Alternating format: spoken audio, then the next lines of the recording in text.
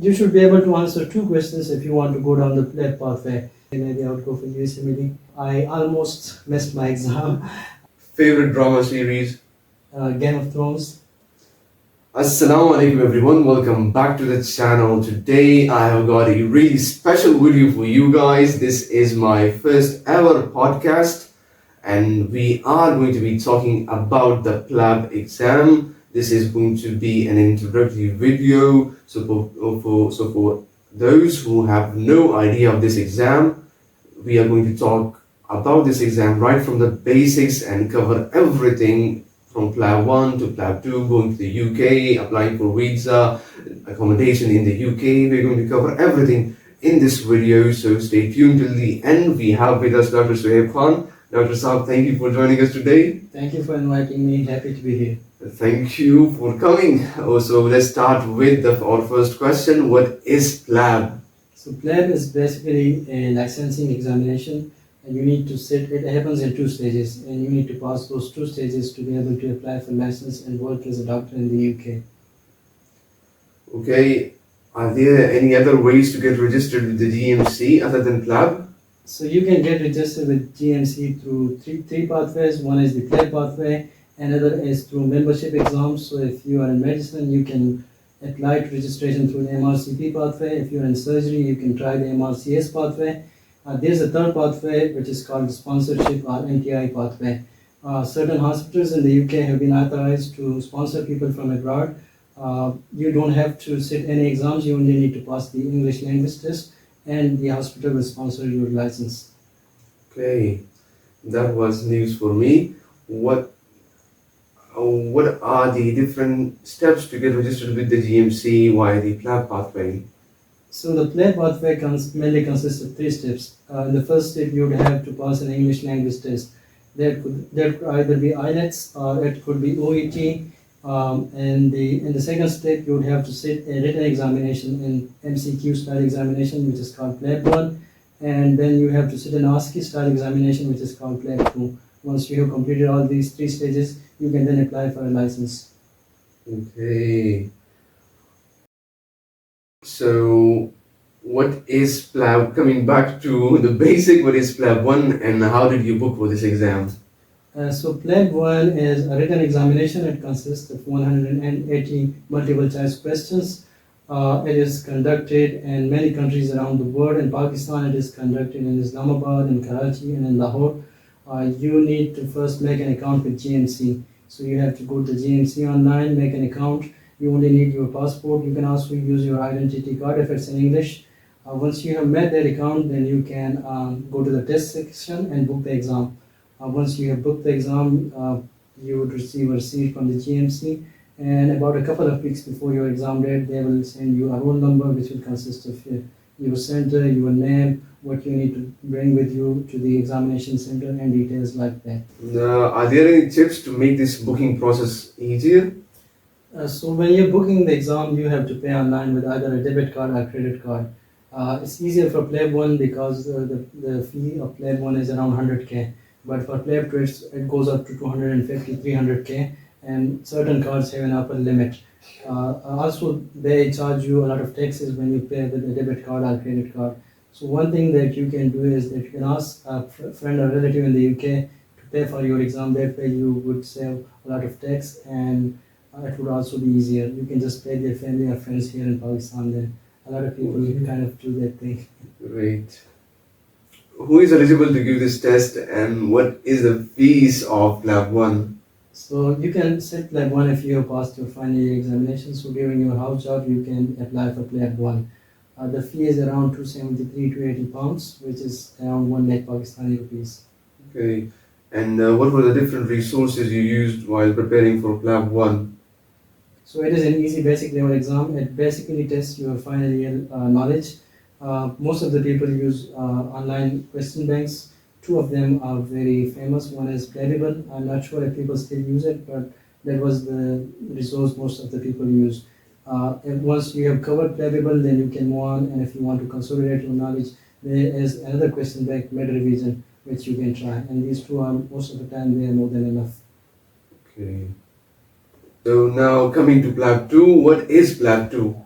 So PLAB 2 is an ASCII style examination. It is conducted only in UK, Manchester. There are two centers, both of them are located in Manchester. The structure of the examination is that there are 16 stations. There are three types of stations that you can encounter during your examination. One is face-to-face, so there will be an actor or a patient that you would have to talk to. Another is telephonic, so you would have to talk to a patient or someone on the telephone. And sometimes there are clinical stations where you would have to talk to someone through a video link. Each station tests you on three aspects. So the one is data gathering, how are your history taking and examination skills, how are your management skills is the second thing that you are tested on, and lastly your interpersonal skills are tested as well. So to pass the examination you have to do two things. You have to pass at least 10 stations, and you also have to score the minimum score required for that test, which varies with every test, and it depends really on how and it really depends on the overall performance of the candidates on that day. Okay. And how do you book for PLAB 2? You can book PLAB 2 the same way online from GMC online. You just log into your account, you go to the test section, and then you look for the dates you like and you book them. The thing with PLAB 2 booking is that you would have to pay with your debit card. The charges goes almost to 300k. The only problem you can face while booking a PLAB 2 examination is while you're paying for the examination. The cost can go up to like 300k, and most cards sometimes have a limit on it. So make sure that online banking is activated on your card, and the limit is at least 4 lakh rupees on your card. Alternatively, and the best thing to do is to ask someone in the UK, like just I said, and so they can pay you for this exam. You would say on the taxes, and the process would be easier. And like you said before that you had to pass an English proficiency test before PLAB. So I was just wondering if you gave your English proficiency test before PLAB 1, and after passing PLAB 1, your test expired. Would you have to give that test again before giving PLAB 2? No, so if you have passed PLAB 1, you do not need to have an English test before PLAB 2. You can just do that right away. That's great. And I was just wondering, like if we look at USMLE, everyone has to give it, whether they have done their graduation outside the US or inside the US. Everyone has to give it. So is it the same with PLAB, or is it only for IMGs? So for PLAB, the PLAB is a requirement only for people who have graduated from medical colleges outside the UK or outside the European Union. But they will be replacing PLAB with UKMLA after 2025, and that will be a UCMLE like this. So if you have graduated from within the UK or from outside UK, both of them would have to take the UKMLA test. Okay. So Dr. Saab, like you just said that 3 aspects are tested in the PLAB 2 exam: your history taking and physical examination skills, your management skills, and your interpersonal skills. So how do you improve your history and physical examination taking skills? So besides the typical history that you would be taking, there are a few things that you should look out for. In history taking, you should focus on asking about the red flags. So if someone has presented you a chest pain, the first thing you should be considering is not something like gastroesophageal reflux disease.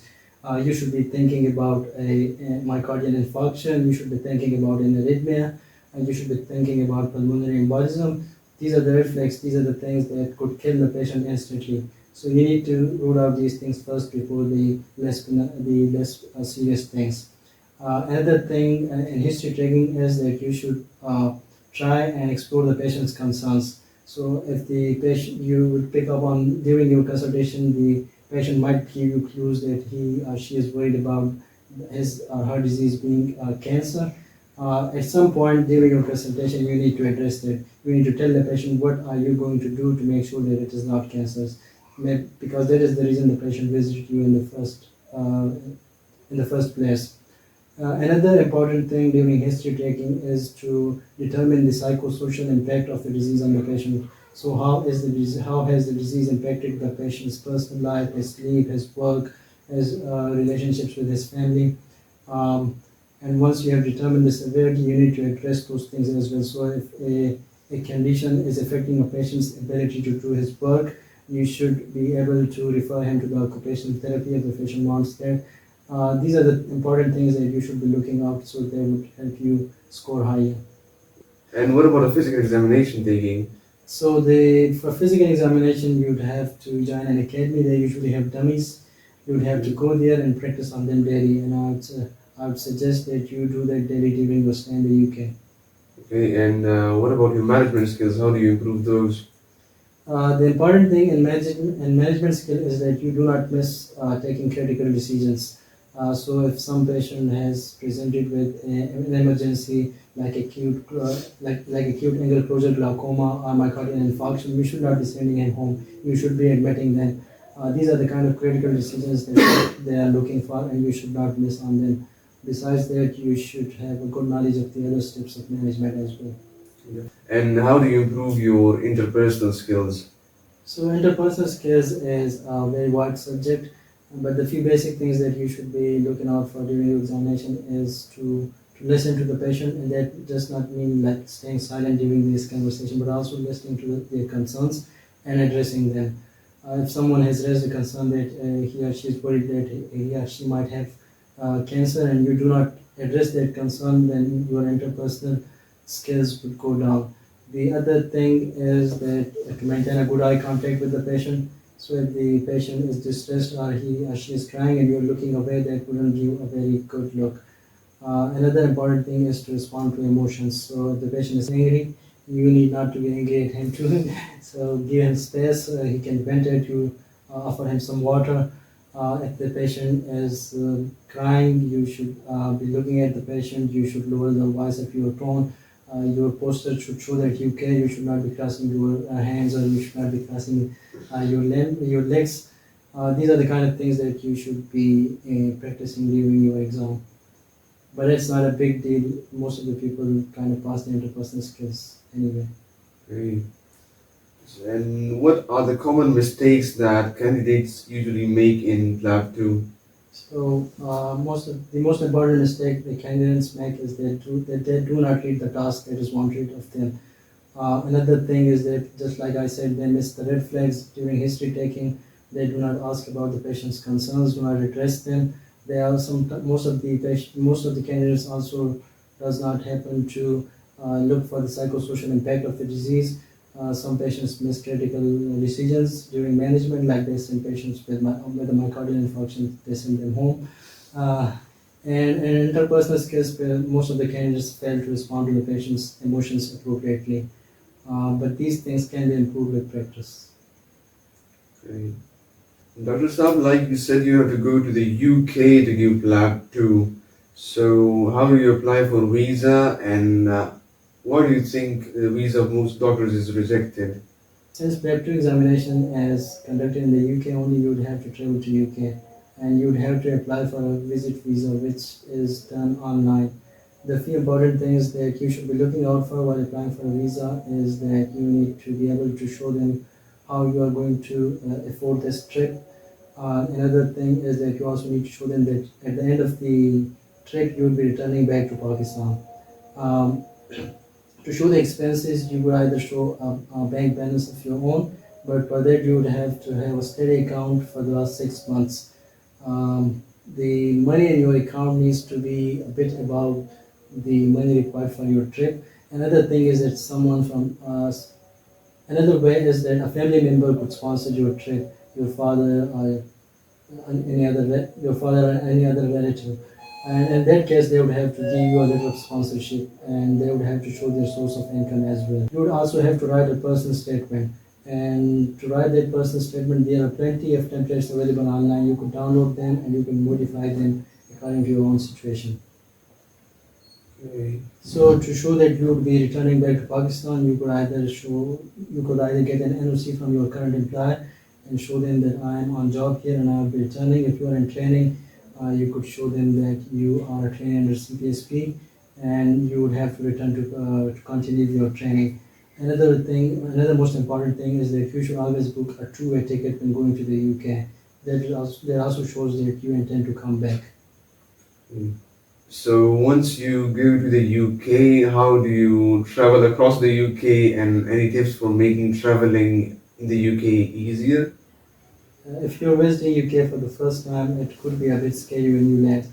Uh, if a relative is coming to pick you up, then everything is very easy. But if you are traveling on your own, the few things that you can do to make it easy is that you turn on international roaming on your phone and subscribe to a package.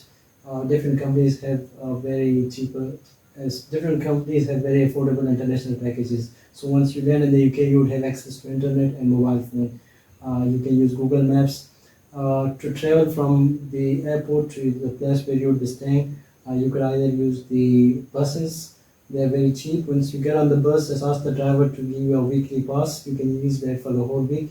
It costs around £10 or so. Another thing is that you can install Uber and you can use Uber, but Uber is a bit expensive. Most people find it difficult to look for accommodations when they go for the first time to the UK. Any tips for them? So for me, it was easier because I stayed with my friend and with my relatives both times I went to the UK. But I understand that this could be the most difficult part because you're in Pakistan and you need to book a place in the UK. The different things people do is that there are different Facebook groups where they post about their need for an accommodation, and other people who have a place would guide them. There are many shared accommodations who have been specifically designed for PLAB 2 candidates. You can get information about them from Facebook groups. Accommodation is quite expensive in the UK. It would cost you anything about 600 to 800 pounds per month. That along with groceries could take it up to 1,200 pounds a month. So there is something you should keep in mind during your journey if you're not staying with your relatives. Okay. But the best thing to do is to stay with your relatives if they are happy to have you. I hope they are. What was your most scariest experience in your entire journey during your stay in the UK? So I had to give the PLAB 2 exam twice, and both times I had two scariest experiences. The first time, usually people when they have an exam, they go a few days before the exam to the street where the exam center is just to familiarize themselves with the surroundings. But I did not go. And then on the morning of the exam, I could not find the building where I had to sit the exam.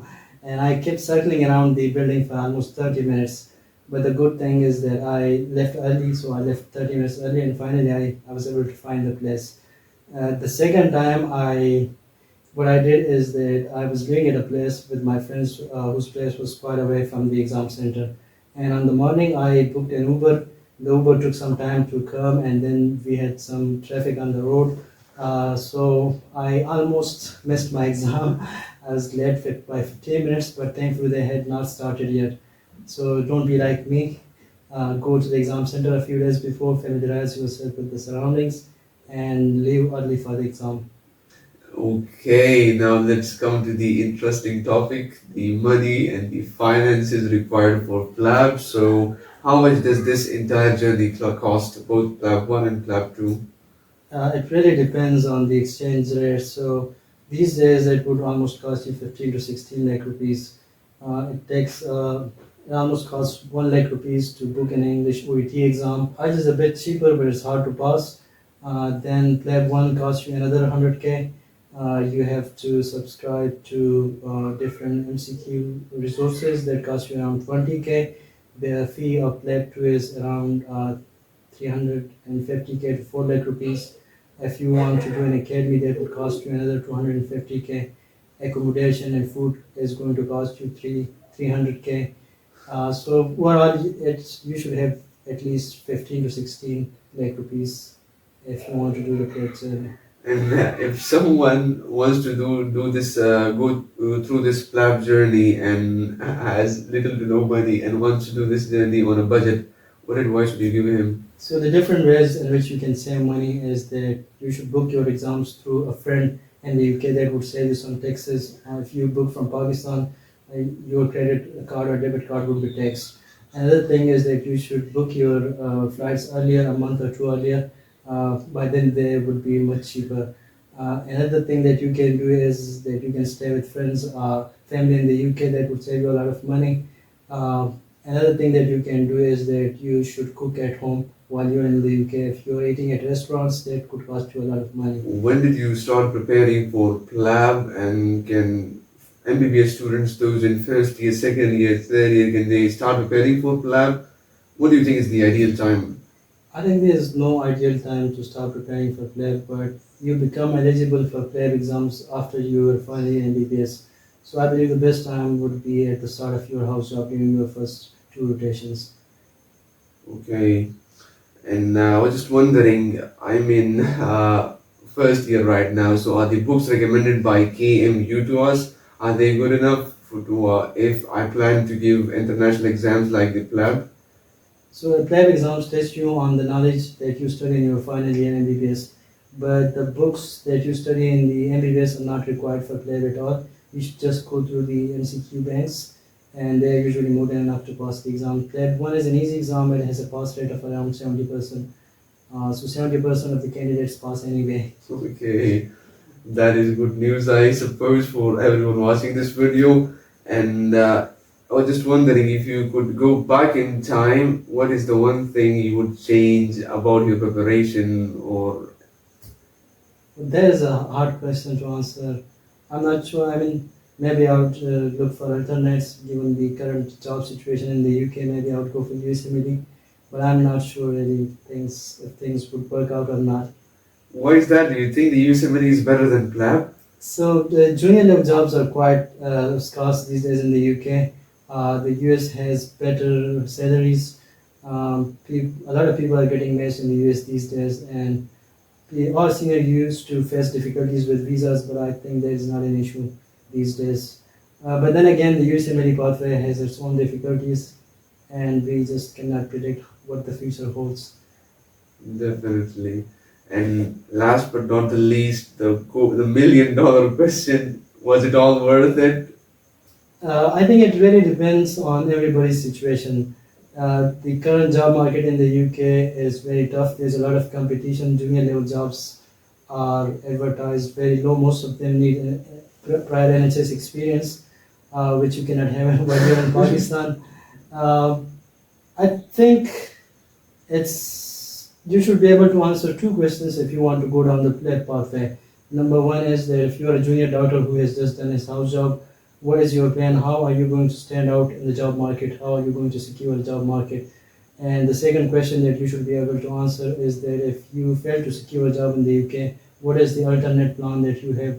What is your plan B? And if you could answer these two questions, then I think you might be able to go down the PLAB pathway. Okay, that was an interesting conversation with you. We learned a lot. But before we close this podcast, we have a small session of rapid fire questions. I'm going to ask some questions and you have to give short answers. All right. So the first question is, if you could delete one subject from med school, what would it be? It would be two subjects actually. It would be community medicines and forensics. Okay, most overrated PLAB resource. I think people used to study Khalid 1600 or 1700 MCQs. They are really outdated, and I think that was just an overrated resource. Most underrated PLAB resource. Playable. Most unexpected skill that helped in the UK. I would say interpersonal skills. Chai, coffee, or energy drinks. Coffee on the way. One CV item that is overrated. So your marks in your medical school. Worst med school habit you had to unlearn for PLAB. Trying to learn everything by heart. Favorite drama series. Game of Thrones. Best piece of advice from a senior doctor. Start business and get out of medicine. Best place to study, library or your bed. I think bed. Okay, that was it, guys. Thank you for watching the video. I really learned a lot from Dr. Suhaib Khan, and I hope you enjoyed the video as much as I enjoyed filming the video. If you would like to connect with Dr. Suhaib Khan, I would link his socials down in the description. And if you want me to do a follow-up with him in another podcast, please feel free to leave down your queries in the comment section, and I will make sure to ask those questions in the next podcast with him, inshallah.